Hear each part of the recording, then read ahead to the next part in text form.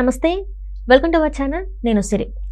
ఏపీలో 40,000 కోట్ల రూపాయల పెట్టుబడులు పెట్టడానికి ఒక బడా కంపెనీ ముందుకొస్తున్నట్టు మరి వార్తలు వస్తున్నాయి. అసలు ఏంటి ఆ కంపెనీ, ఏం పెట్టుబడులు పెట్టబోతుంది అనేది మనకి వివరించడానికి మనతో పాటు ఉన్నారు ప్రముఖ సీనియర్ జర్నలిస్ట్ డివిఎస్ గారు. నమస్కారం సార్. నమస్తే సార్, ఇప్పుడు చూస్తుంటే ఏపీలకి పెట్టుబడులు అంటే వరుస పెట్టి వస్తున్నట్టు అనిపిస్తుంది. 40,000 కోట్ల రూపాయలతో ఒక బడా కంపెనీ ముందుకు వస్తున్నట్టు మరి వార్తలు వస్తున్నాయి. సో ఏంటి సార్ ఇప్పుడు మరి దీన్ని అసలు ఎలా చూడాలంటారు? ఎవ్రిన్ సంస్థ ప్రతినిధులు నిన్న మంత్రి గొట్టిపాటి రవికుమార్ని కలిశారు. అక్కడ వాళ్ళు పునరుత్పాదక రంగంలో మరి 42,000 కోట్లు పెట్టుబడి పెట్టడానికి వాళ్ళు ముందుకు వచ్చారు. ఎవ్రిన్ అంటే అది బ్రూక్ ఫీల్డ్ ఎనర్జీస్ అన్నమాట. యాక్సిస్ ఎనర్జీస్ ఈ కంపెనీ ఒకటి 5,000 మెగావాట్లు లేకపోతే 3,500 మెగావాట్లతో దశల వారీగా అటు సోలార్ ప్లాంట్ ఇటు విండ్ ప్లాంట్ పెట్టడానికి వాళ్ళు సంసిద్ధత వ్యక్తం చేసిన నేపథ్యంలో మరి 42,000 కోట్ల పెట్టుబడులు అంటే ఇవాళ అది చాలా పెద్ద ఇన్వెస్ట్మెంట్. అందుట్లో కూడా దేనిలో ఈ పవర్ సెక్టార్లో పునరుత్పాదక ఇంధన రంగంలో పెద్ద ఎత్తున ఇవాళ ఆంధ్రప్రదేశ్ అదొక గమ్యస్థానంగా మారింది. ఏది సోలార్ పవర్ ప్లాంట్లకి, విండ్ పవర్ ప్లాంట్లకి, పునరుత్పాదక ఇంధన వనరుల అభివృద్ధికి ఇది ఒక కేంద్రంగా ఆంధ్రప్రదేశ్ మారుతోందన్నమాట. మనం చూసాం ప్రపంచంలో అతిపెద్ద సోలార్ పవర్ ప్లాంట్ కర్నూల్లో పెట్టిన పరిస్థితి, కడపలో కూడా పెట్టారు.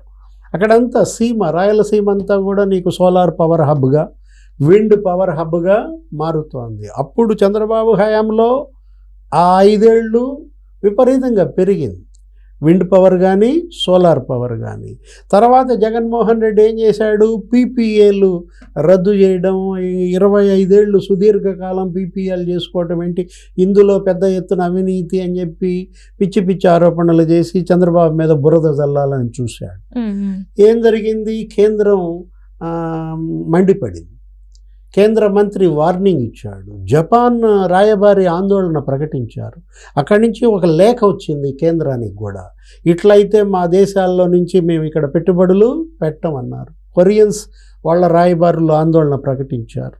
ఇక్కడ జగన్మోహన్ రెడ్డి ఇలా బెదిరిస్తే, ఈ విధంగా రద్దు చేస్తే పీపీఏలు మా పరిస్థితి ఏంటి, ఇక భవిష్యత్తులో దేశంలోనే పెట్టుబడులు పెట్టమని వార్నింగ్ ఇచ్చిన పరిస్థితుల్లో అంటే జగన్ అంటే భయపడి పారిపోయిన పరిస్థితి. బెదిరించి వాటాల కోసం ఆ కంపెనీలు తన హస్తగతం చేసుకోవాలన్న కుట్ర. 5 ఏళ్ళు జగన్మోహన్ రెడ్డి ఏం జరిగింది, నీకు 18 లక్షల కోట్ల పెట్టుబడులు బయటికి వెళ్ళిపోయాయి. ఇవన్నీ అవే కదా. ఇప్పుడు అమర్ రాజా బ్యాటరీస్ తరిమేశాడు, ఎక్కడికి, తెలంగాణ. 10,000 కోట్ల పెట్టుబడులు పోయాయి. దానివల్ల 5,000 మందికి ఉపాధి ఇవాళ ఏపీలో పోయిందన్నమాట. ఫ్రాంక్లిన్ టెంపుల్టన్ ఫార్చ్యూన్ 500 కంపెనీ దాన్ని తరిమేశారు. లులు తరిమేశారు. లులు కూడా హైదరాబాదే వచ్చి పెట్టుకున్నారు. జాకీని తరిమేశారు. ఆ Kia auxiliary industries 13 auxiliary industries వచ్చాయి. కియా పవర్ ప్లాంట్ దేశంలోనే అతిపెద్ద ఎఫ్డిఐ చంద్రబాబు తీసుకొచ్చి అక్కడ పెనుకొండ అనంతపురంలో పెడితే ఈయన కియా ఆక్సిలరీ ఇండస్ట్రీస్ 13 తరిమేశాడు అన్నమాట. అందుకే ఇవాళ మళ్ళా చంద్రబాబు ముఖ్యమంత్రి అయ్యేసరికి అందరూ మళ్ళీ క్యూ కట్టారు. ఈ 3 నెలల్లోనే నీకు ఇంతమంది వచ్చి ఆంధ్రప్రదేశ్లో పెట్టుబడులు పెట్టడానికి అటు సీఎంతో ఇటు మంత్రితో ఇట్లా మీటింగ్స్ పెట్టుకుంటున్నారంటే నీకు అదే కనపడుతుంది. మొన్న మీరే చూశారు కదా, మనం కూడా చర్చించుకున్నాం. టాటా చైర్మన్ వచ్చాడు, నటరాజన్ చంద్రశేఖరన్ వచ్చి ఎవరితో, చంద్రబాబుతో మీటింగ్ వేశాడు.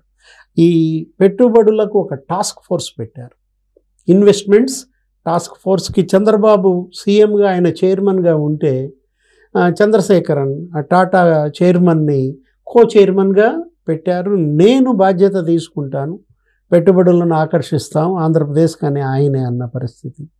అట్లాగే నీతి ఆయోగ్ CEO వచ్చాడు. విజన్ 2047 తయారీలో వికసిత ఆంధ్రప్రదేశ్ వీళ్ళ లక్ష్యంగా పెట్టుకున్నారు. అంటే ఇయర్లీ గ్రోత్ రేటు 15% పెట్టుకున్నారు. ప్రతి సంవత్సరం 15% వృద్ధి రేటు సాధించాలని. అంతకుముందు మనం చూసాం చంద్రబాబు ముఖ్యమంత్రిగా కూడా నీకు వృద్ధి రేటు 12% ఉన్నది ఆ 5 ఏళ్ళు. ఇప్పుడు 15% నిర్ణయించుకున్నారు. BPCL వాళ్ళు కూడా మచిలీపట్నంలో ఆయిల్ రిఫైనరీ అవకాశాలు పరిశీలించడానికి వచ్చారు. బీపీసీఎల్ ఆయిల్ రిఫైనరీ మచిలీపట్నంలో భూమి ఉంది, పెడితే మరి నీకు 70,000 కోట్ల పెట్టుబడులు వస్తాయి. అండ్ పోర్ట్లు కూడా అన్నారు సార్, ఏదైతే రిఫైనరీ ఏరియా మెయిన్ ఆధారం అవుతుంది అని చెప్పేసి పోర్ట్ని కూడా ఇంకా డెవలప్ చేయాలని చెప్పేసి బందరు పోర్టు ఇవాళ అక్కడ ఏంటి, అటు కృష్ణపట్నం పోర్టు ఇటు బందరు పోర్టు. వీళ్ళకి అదృష్టం ఏంటంటే ఇప్పుడు ఈ 5 ఏళ్ళు వీళ్ళ బలం మీద మోడీ ప్రభుత్వం ఆధారపడి ఉంది. కేంద్రంలో మోడీ ప్రభుత్వం నిలబడిందంటే అటు బీహార్ ఇటు ఆంధ్రప్రదేశ్ ఇటు 2 చేతి కర్రలుగా నువ్వు ఒక కార్టూన్ కూడా చూసి ఉంటావు. ఇప్పుడు మనం ఏంటి, అందుకే మొన్న ఫస్ట్ బడ్జెట్లోనే నీకు 60,000 కోట్ల ప్యాకేజ్ ఇచ్చారు ఆంధ్రప్రదేశ్. ఏది 15,000 కోట్లు అమరావతికే ఇచ్చేశారు. అమరావతిలో ఇప్పుడు 15,000 కోట్లు వచ్చిందంటే నిన్న వరల్డ్ బ్యాంకు ఆ ఏడీబీ వాళ్ళు వచ్చి సీఎంతో కూడా మీటింగ్ చేశారు. తొలి దశ అమరావతికి 15,000 కోట్లు అవుద్దని. వరల్డ్ బ్యాంక్ కూడా మరి లోన్ కనుక ఇచ్చినట్లయితే మ్యాచింగ్ అటు కేంద్రం ఇచ్చేది ఇటు ఏడీబీ ఇచ్చేది కలిపి ఇప్పుడు అక్కడ 136 సంస్థలు వెళ్ళిపోయాయి జగన్ దెబ్బకి. ఆ 136 సంస్థలు మళ్ళా వస్తాయి. 2 ఏళ్ళు వాళ్ళకి గడువు ఇచ్చారు. భూములు మీ పేరు మీదే ఉన్నాయి, మీరు వచ్చి పెట్టుకుంటే ఉంటాయి, లేకపోతే ఎవరికైనా ఇచ్చేస్తామని అల్టిమేటం ఇచ్చారు. అశోక్ లేలాండ్ జగన్మోహన్ రెడ్డి దెబ్బకు వాళ్ళు కూడా దడుచుకుని మూసేశారు మల్లవల్లి పారిశ్రామిక వాడలో. అశోక్ లేలాండ్ ఇప్పుడు వస్తుంది బస్ బిల్డింగ్ యూనిట్, రేపు సెప్టెంబర్ 15 ఓపెనింగ్ అంట. ఎక్కడ, మల్లవల్లిలో. మల్లవల్లి పారిశ్రామిక వాడ ఇవాళ పుంజుకుంటోంది. మొన్న శ్రీ సిటీకి వెళ్ళాడు చంద్రబాబు ముఖ్యమంత్రిగా. శ్రీ సిటీ అసలు జగన్మోహన్ రెడ్డి అడుగే పెట్టలేదంట. ఆంధ్రప్రదేశ్లో ఉన్న పెద్ద సెజ్, ఇండస్ట్రియల్ సెజ్, 5 ఏళ్ళు సీఎంగా ఉండి జగన్మోహన్ రెడ్డి వాళ్ళ నాన్న పెట్టిన సెజ్ అది.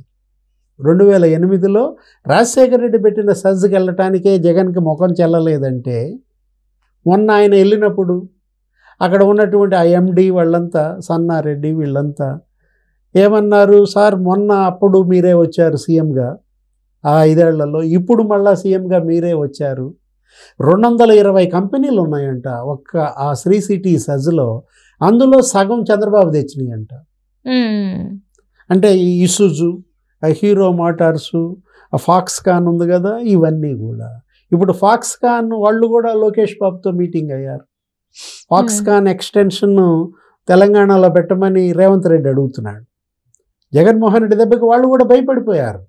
కియా ఎక్స్టెన్షన్ ఎట్లా అయితే భయపడి 13 యూనిట్లు కర్ణాటక తమిళనాడుకి వెళ్ళిపోయాయో అట్లా ఫాక్స్కాన్ వాళ్ళు కూడా వెళ్ళిపోయే పరిస్థితుల్లో ఇప్పుడు చంద్రబాబు రావడంతో నీకు మళ్ళా పెట్టుబడుల గమ్యస్థానంగా ఆంధ్రప్రదేశ్ మారుతోంది, బ్రాండ్ ఇమేజీ పెరుగుతోంది. ఇది చూసి అక్కసు పట్టలేక జగన్మోహన్ రెడ్డి ఏం చేస్తున్నాడు, శాంతి భద్రతలు లేవు అని వాళ్ళకి మెయిల్స్ పంపిస్తున్నారు, మీరు రావద్దు అంటున్నాడు. వరల్డ్ బ్యాంక్కి మీరు లోన్ ఇవ్వద్దని మెయిల్స్ పంపిస్తారు. మళ్ళా యూట్యూబ్ అకాడమీ ఏదో యూట్యూబ్ అకాడమీ వస్తుంది, వాళ్ళకు కూడా ట్వీట్ చేసినట్టు అంటే ఒకలాంటి మెయిల్స్ ఏంటంటే ఇక్కడ మీరు పెట్టుకుంటే మాత్రం ఇక్కడ ఉన్న ఏదైతే పరిస్థితులు ఉన్నాయో మీకు సూట్ అవ్వవు, మీరు పెట్టుకున్నా కూడా మీకు నష్టం జరుగుతుంది. మీ ఫిమేల్ ఎంప్లాయీస్కి ఇక్కడ భద్రత లేదు, హైదరాబాద్లో పెట్టుకోండి అన్న రీట్వీట్లు చేశారని మనం చూసాం. ఇక్కడేమో అడపాదడపా ఎక్కడన్నా రౌడీ షీటర్ల హత్యలు జరిగితే ఇదంతా రాజకీయ హత్యలు అని చెప్పి గందరగోళం చేసేస్తున్నాడు. ఢిల్లీ పోయి ధర్నా చేస్తున్నాడు. ఆంధ్రప్రదేశ్ వాళ్ళ బాగుపడకూడదన్న కక్షతో జగన్మోహన్ రెడ్డి ఇక్కడ శాంతి భద్రతలు విఫలమైనవి అనేది భూతద్దంలో చూపిస్తున్నాడు. ఇప్పుడు ఒక పోటీ నడుస్తోంది, జగన్ భూతానికి చంద్రబాబు బ్రాండ్ ఇమేజ్కి పోటీ అన్నమాట. వాళ్ళు అంటున్నారు పారిశ్రామికవేత్తలు ఏమని, మీ దగ్గర ఓ భూతం ఉందండి, ఆ భూతం ఉంటే మేము ఎట్లా వస్తాము అంటే ఆ భూతాన్ని పట్టుకున్నా దాన్ని భూస్థాపితం చేస్తామని నాది భరోసా అని చంద్రబాబు మరి వీళ్ళందరినీ తీసుకొస్తున్నాడు. 40 లక్షల 20 లక్షల ఉద్యోగాలు టార్గెట్ పెట్టుకున్నారు. ఏది మేనిఫెస్టోలో యూత్కి మరి ఏడాదికి ఎన్ని లక్షలు ఇవ్వాలా, 4 లక్షల ఉద్యోగాలు ఇవ్వాలి. ఇప్పుడు ఇది 3వ నెల. ఇప్పుడు 3 నెలల్లోనే నీకు 1,00,000 కోట్ల పెట్టుబడులు వచ్చే అవకాశం కనపడుతోంది. 3 నెలల్లోనే మరి 1,00,000 మందికి ఉద్యోగాలు వచ్చే అవకాశం కనపడుతోంది. Right sir, right, thank you so much. నమస్తే.